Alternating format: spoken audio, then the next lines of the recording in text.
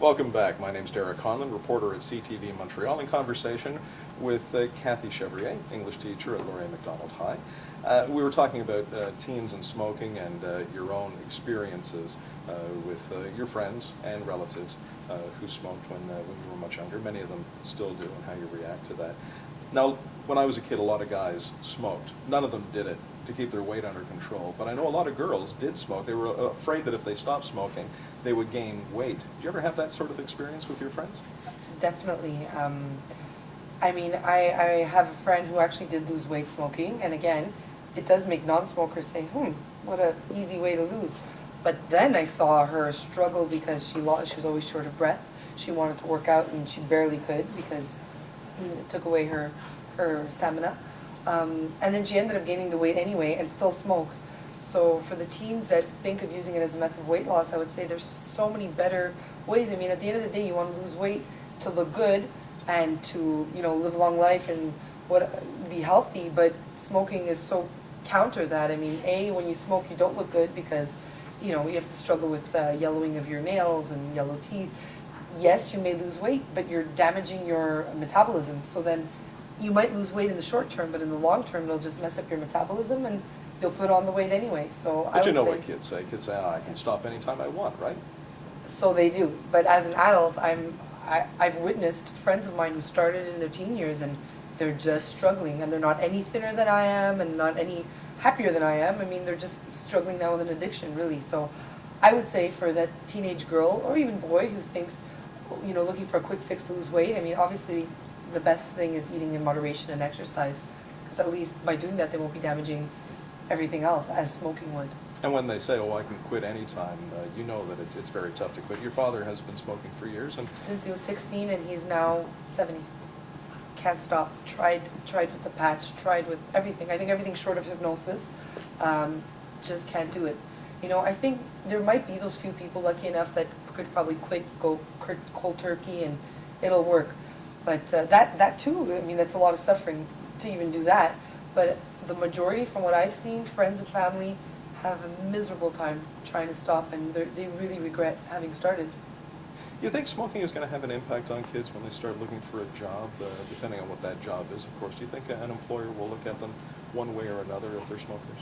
Well, I mean, I hate to admit it, but a lot of people do have preconceived notion of what a smoker is, what a non-smoker is. So, yes, some employers may be fine with it, but I mean, in this day and age, with like an employer being able to find out, about your whole life on Facebook and smoking being part of it, people do make a judgment, and smoking is part of, what someone will think of you, what kind of person you are. And you had said before that, did I think people were weak if they smoked?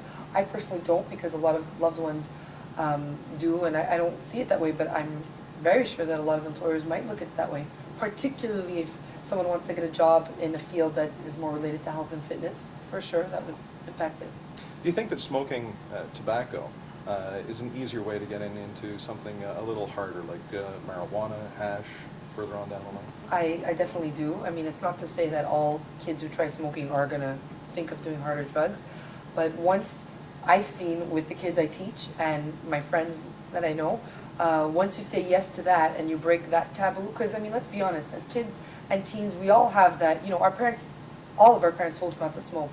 So once they say yes to that, and they've opened that door, then it's so much easier to say yes to everything else, because it's, okay, it's just a cigarette. Oh, okay, it's just pot. Oh, let me just try.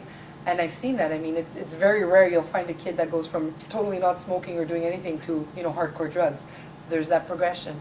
So the advice I would give to a teenager thinking of smoking is, look at those movies and those stories that you hear about people who, become really hardcore drug users, and see how they got there. I mean, it's not just overnight.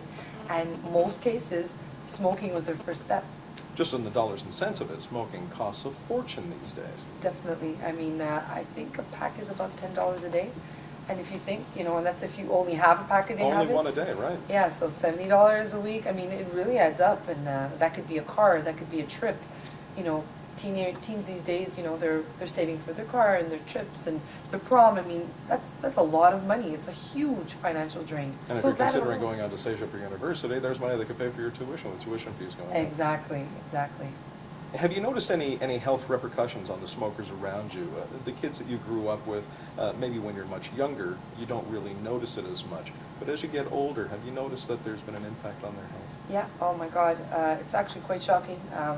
I've noticed the shortness of breath, the inability to keep up. I actually recently went to Europe with a friend of mine, so there was a lot of walking involved in that trip, and she just couldn't do it. And this is a friend your own age? Yeah, my own age, 32 years old, beautiful girl, but picked up some, quit, started again, said she would just start with, you know, after dinner, or, you know, socially, and now she's back to pack a day, and she just couldn't keep up simple walking. So imagine, just think, if you're a teen thinking of traveling or backpacking one day, if you're a smoker, you'll be severely limited. I've also seen a lot of coughing, later stages. I do know, I have a neighbor who has emphysema. So yeah, it's incredible how the impact, you know, and that's the problem. Teens these days often don't think of the future. It's like, oh, you know, think of today and forget about tomorrow. But just on a superficial level, the smokers I know are starting to age a lot worse than the non-smokers. You know, wrinkling, I mean, it might sound superficial, but no, nobody wants to prematurely wrinkle, and yet smoking contributes to that as well. So do you see the kids today more as outcasts as opposed to the way it was years ago? To a certain degree, yes.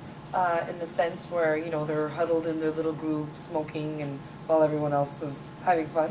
But I mean, even if a teenager wants to smoke to be cool, what I would say to them is, you possibly may be considered part of the cool gang, you possibly may be seen as, you know, living on the edge, but the problem is high school is such a short time in your life, and the minute they leave those doors, now they're in the greater society where smoking isn't considered cool, where, you know, it is frowned upon.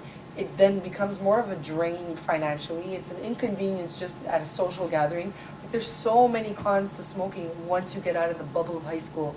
So I would urge teens to try and look beyond that bubble, because the things that might seem cool when they're in those, you know, 5 years of their lives, it's not the same thing in the real world. And we'll talk about the real world and the future when we come back.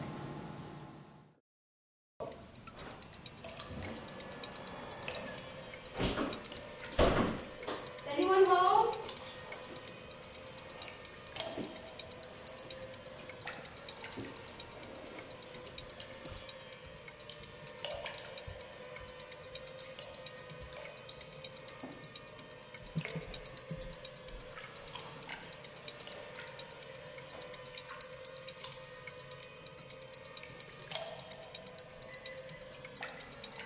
I don't think I'm gonna come out tonight.